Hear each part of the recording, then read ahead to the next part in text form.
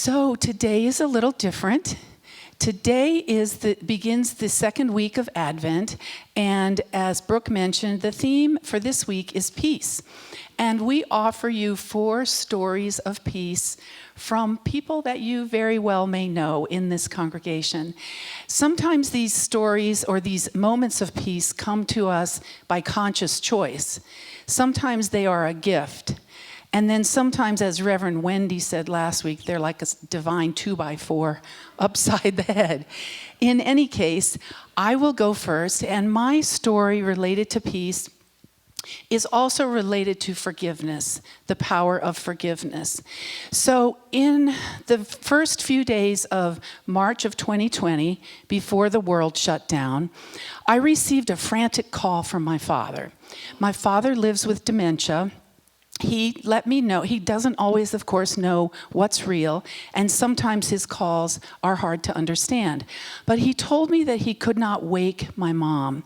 That was very concerning to me. So I got off the phone with him, and I called 911 as I'm racing around, grabbing things, jumping in the car, and driving from Louisville to Longmont. And I called several of my sisters on the way there, hoping someone else could get there more quickly than I could. By the time I got up that way, my mom was in the hospital. She had not regained consciousness, and she was on a respirator. And we did all the things that you do in a situation like that.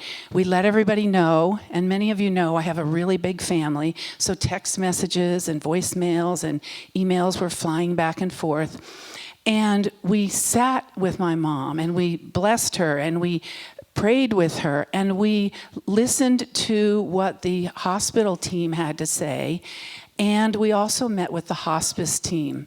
That was just amazing.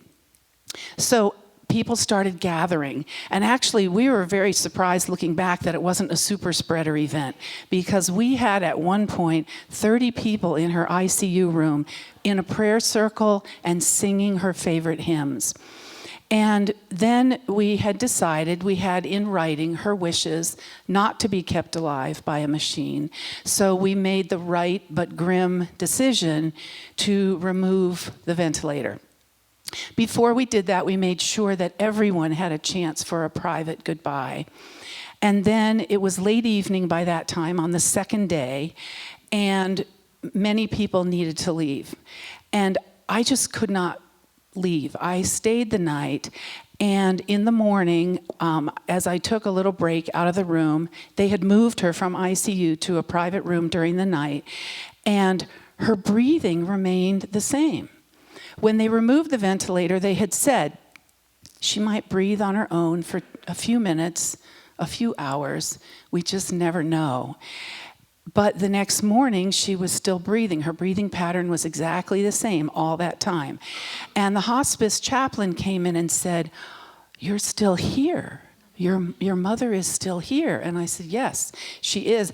And I was puzzling in my mind what was kind of tethering her here.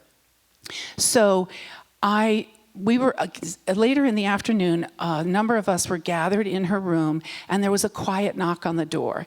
And a woman put her head in and introduced herself and said, "A good friend of mine is a good friend of your mom's, and I'm a Stevens minister, and I know your mom was a Stevens minister. Would you like me to pray with you?" And I said she would love that, because none of us were any longer practicing Catholics, and I thought that would bring comfort to our mom. So she came in and she said, "We have something that we offer called a body blessing." And she described it to us, and we said, "That sounds very fitting." So she said, "When I mention a part of the body, if you are near enough to place your hand on that part of your mom, grandmother's, whoever she is to you, body, please do that. I will say a brief blessing, and then I will invite you to share memories related to that part of her body specifically." It was very moving. So we progressed through her body, and when we got to her heart, everybody had something to say, because my mom was one of the kindest-hearted people I've ever known. And one of my sisters started saying negative things about our dad and saying how gracious mom was in putting up with him, basically. And I thought, that doesn't belong here. Why are you doing this? I don't understand it. It feels very uncomfortable to me. And I wish you hadn't said those things. But it turned out to be a silver lining. I tried to let it go, and at the end of the rest of the body blessing, the Stevens minister said, Betty, she had picked up on what my sister had said, and she said, if there's anything that you would like to forgive your husband for, now is a time that you can do that. And she paused. And then she said, Betty, if there is anything you would like to forgive yourself for, this is a time that you can do that. And she paused. And then she did a brief wrap-up prayer, thanked us, and quietly left. My mom's breathing had not changed for 18 hours off of the ventilator. A few minutes after this woman left the room, my mom's breathing changed, and a few minutes later, she slipped away. And I am utterly convinced it was the power of forgiveness that brought her peace to be able to go. And that brought so much peace to me and to everyone else in the room. And I shared it, of course, with everybody in the family. Thank you.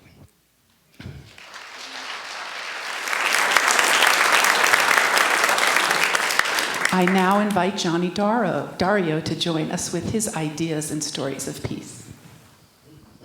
Thank you, Anne. How come I have to use this handheld microphone? I'm one of the keynote speakers. Don't I get that fancy headset? I guess that's not very peaceful. When Reverend Sue asked me to speak about inner peace, I told her that I don't think I had ever experienced inner peace, but I accepted the invitation anyway.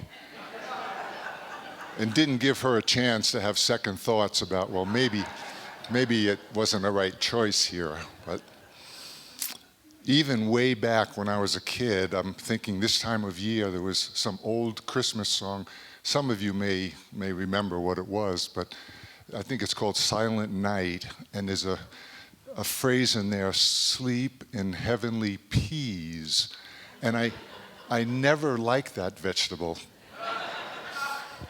So even back then, I wasn't connected to peace. So how many of you have experienced inner peace? Wow. Well, maybe some of you should come up here and talk. So would you mind, a couple of you, just shout out one word of how to describe that feeling?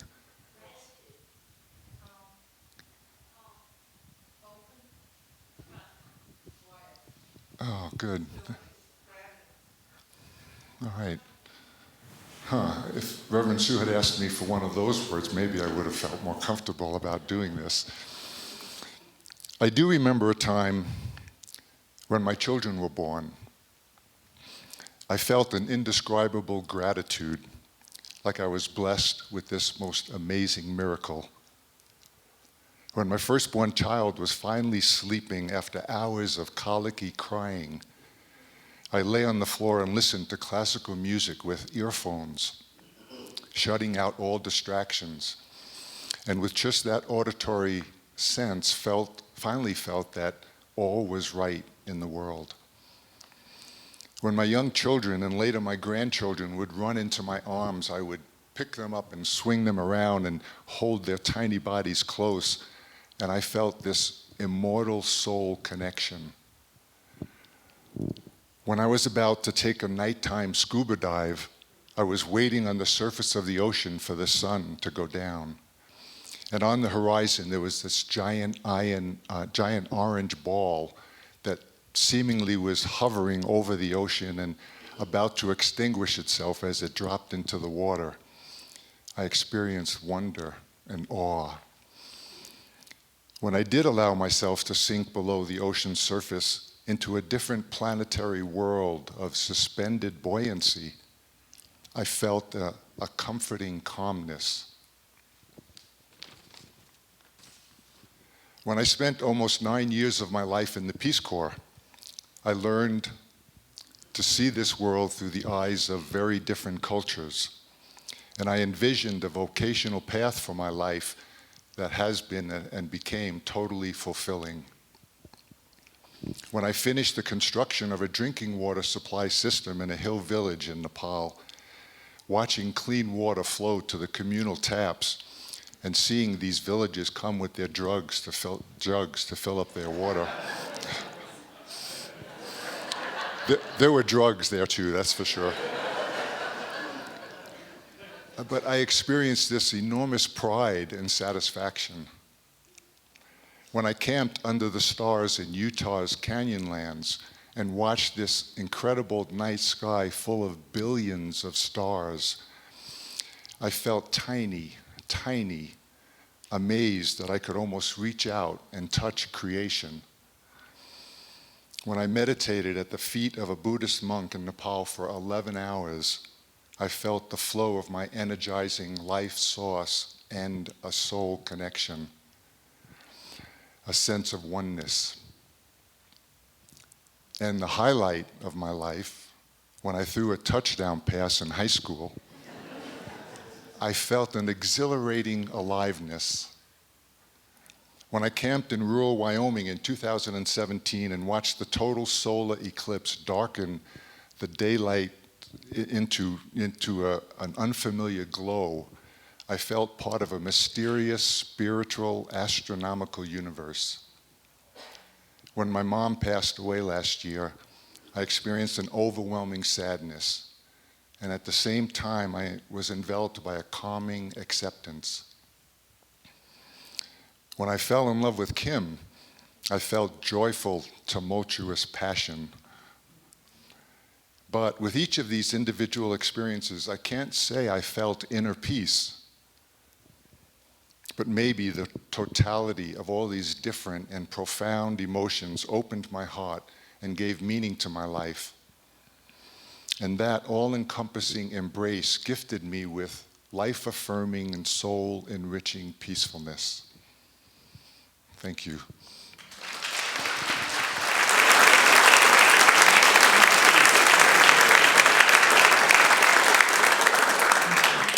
I'd like to ask Brooke to come up now and share her story.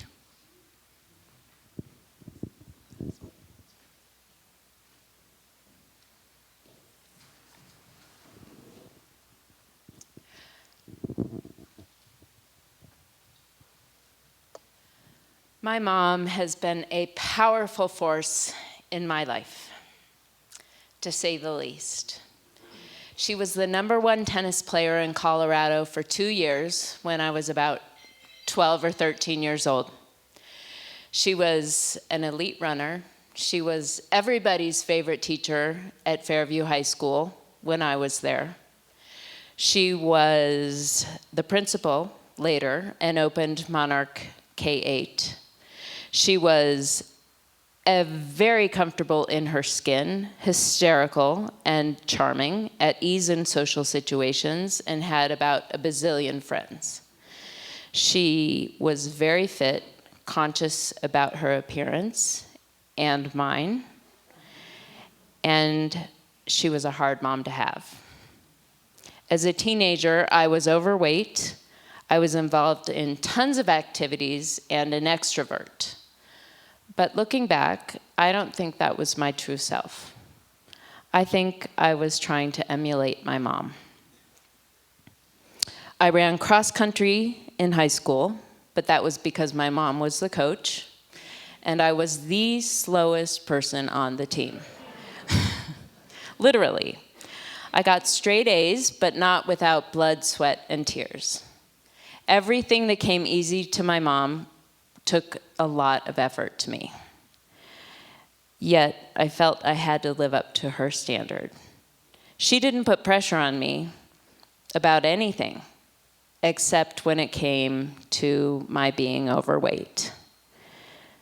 Food and exercise. We all know how that turned out. I ran in the opposite direction, literally, from my obesity, and became very sick with life-threatening anorexia. Now, my mom has Alzheimer's disease. She has no idea that I'm her daughter. And here is where the peace and the love of Spirit come in. Because it seems like my mom is more loving and sweet and soft with me than I ever thought possible, that she has opened her heart. The love between us is so real and so tangible, more beautiful and strong than I ever thought possible. It's stronger than any love I know other than the love that I have between and within Spirit. But she's not the one who changed. We said, "I love you" all the time in my family growing up. And I know that my mom loved me, but I never really felt accepted by her. The thing is, that was all on me. Isn't it always?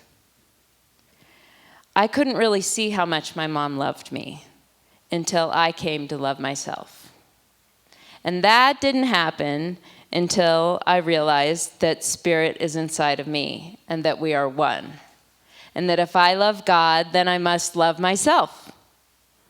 And this transformation only happened about 3 years ago, long after my mom's diagnosis, soon after I'd moved in with my parents. It's no coincidence that my mom's softening towards me happened right about that same time. It was all about my perception. Now, there is no doubt in my mind that my mom's love was present throughout my entire life. When she showed her concern about my weight, it was her way of loving me. It was the way to show me that she cared. She did so much for me over all of the years of my life that I couldn't see because I was so wrapped up in how she wasn't able to be there for me. But she was.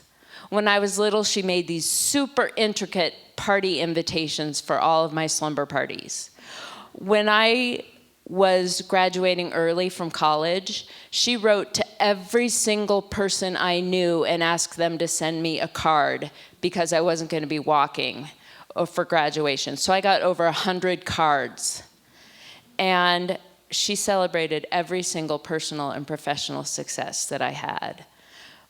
But I was so stuck in my own life and my misery and my eating disorder that I couldn't see it. Instead, I lamented that she didn't come to the family days at the eating disorder treatment centers. What I couldn't see was her own heartache, her pain that I was suffering from this disease. She was there for me all along. I was just too blinded by my own self-absorption. My mom and I share a beautiful relationship now, an unconditional love, and there is this incredible peace between us. It's truly been Spirit's doing to get us to this place, to get me to a place where I can see her, to release enough to allow it. She has no walls, and I've taken mine down. Wednesday, we moved her into a full-time memory care. My heart breaks into a million pieces as I say this. It's time, and it's what's best for her, but I miss her fiercely. The cornucopia of feelings that I'm expressing and experiencing right now is overwhelming. And there is a temptation for me to be incredibly angry with myself for not seeing the love that was there all along. But instead, I'm choosing to find peace. I love my mom with everything I have. I have a full body gratitude for who she was, who she is, and who she will continue to be. I'm grateful to Spirit for the miraculous work that has been done to allow me to have my mom, to love her in this way, and for the peace that has been created in our relationship, for the beautiful, undeniable peace. Thank you.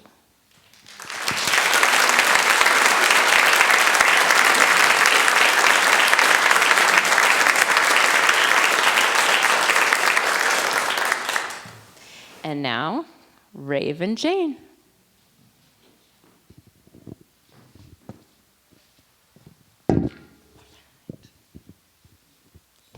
That was beautiful. All right. Back in 2018, I went backpacking around Europe. I was traveling in a group of 4, all of us current American citizens, but our group comprised of 4 people from all over the world. One man was Vietnamese, one man was Chinese, and my boyfriend at the time was from Russia. We went to 7 countries in 15 days. To save money, we would book overnight train rides between cities to cut down on hotel costs. And on our leg between Paris and Venice, we accidentally booked a shared train car with 6 beds instead of 4. Before taking our overnight train to Paris, the next day we spent the night at the Louvre. As I wandered the Louvre, I felt bored, but most of all, alone. Though I was traveling with people I knew, I was quickly learning I was not traveling with friends. And to make matters more difficult, I was going through a time of grief after a tragic death of a YOU friend. At this point, I was impatiently waiting for the rest of the group to decide where we were going to go to dinner and for us to leave. We had spent so much time looking at Jesus painting after Jesus painting after Jesus painting and all of those old European museums, city after city, and I was done. Sitting down, I decided to ignore their arguing about dinner and distract myself with the momentary access to Wi-Fi, and I opened Facebook. Very bad idea. Bright as day was a photo of my friend and the news headline explaining the prison sentence of the man who killed him. Blaring into my face, and my stomach dropped. Still raw from grief and the shock of it all, I began to cry. Minutes passed, and no one in my group asked me what was wrong. I continued to silently cry to myself as we exited the museum, going up the escalator, crying to myself. Still no acknowledgement to check in to see if I was okay. Trying desperately to find my grounding, to toughen up, to put on a brave face, to stop crying, I struggled to find peace. As we exited the doors of the museum, we stepped into a now dark and pouring Paris. The guys quickly burst into a run forwards towards whatever restaurant they chose. Tired but hungry, wanting to run in the complete opposite direction of them, I followed behind. Dodging through the streets, leaping over puddles, it poured. And as we ran through the streets of Paris, rain pouring down my face, I felt a momentary moment of relief. At least now I could cry in peace. The following day, we silently gathered our heavy backpacks and made our way to the train station.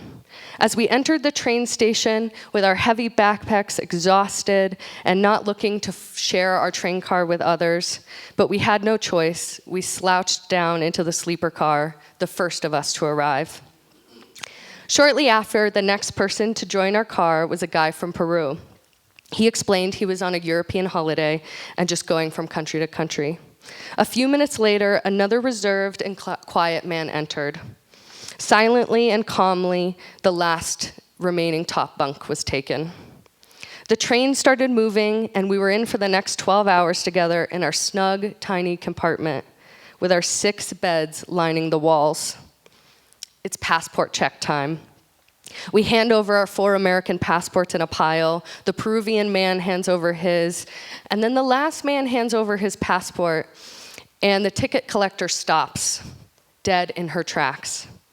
Her cold and concerned questioning, she says, "Is this all you have? Where are your papers?" She hasn't asked any one of us this question. "I don't have anything else," he says in broken English. She shakes her head. Her stern face peering down at the list of names, we all began worried, looking at each other. Are we gonna get questioned like this? We don't. Without looking up from her list of names, she states, "You will get your passports back in the morning," and leaves. My 3 travel companions exit the train to go explore. I remain seated, ecstatic for the first time to be away from them. Following then, the man from Peru leaves and goes off to shower, leaving me and the last stranger remaining. I let out a heavy sigh of relief and look across the train car to the man sitting across from me. He's silent, but his presence feels overwhelmingly calm and friendly. I feel a great sense of familiarity and appreciate the comfort I instantly feel with him. I smile. He warmly smiles back. I proceed to gain the courage to break the silence and ask him where he's from. He tells me he's from Pakistan. I remember feeling young and awkward and shy, but responding, "Wow, I've always wanted to go there." And he smiles back, but obviously confused by my response, because I don't think he gets that often. And then we move back into the silence. There's not much we need to say. A few minutes passed, and the sun begins to set. And the man starts pulling out glass containers of food.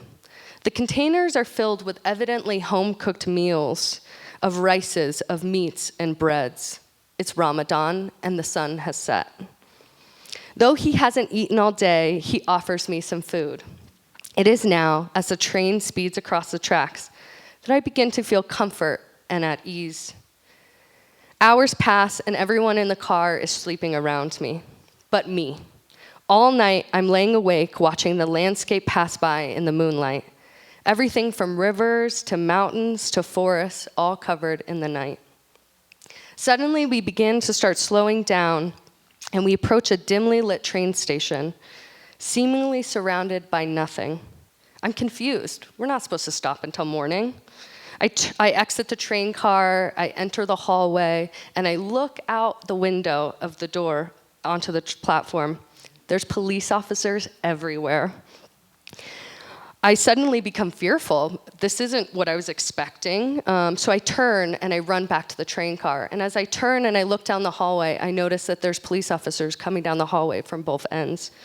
I dodge into the train car and I start telling everybody quietly, "The police are coming, the police are coming." Everyone is startled but still asleep, moving slowly. And then the door slams open behind me, and I leap into bed to get out of the way.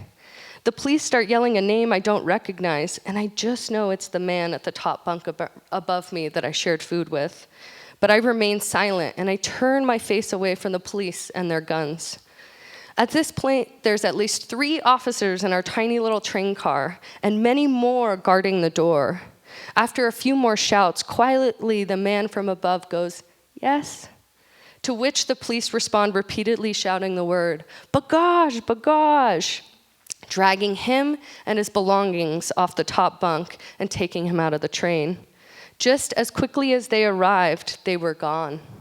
And we were left in shock, fully waiting for him to return in just a few minutes.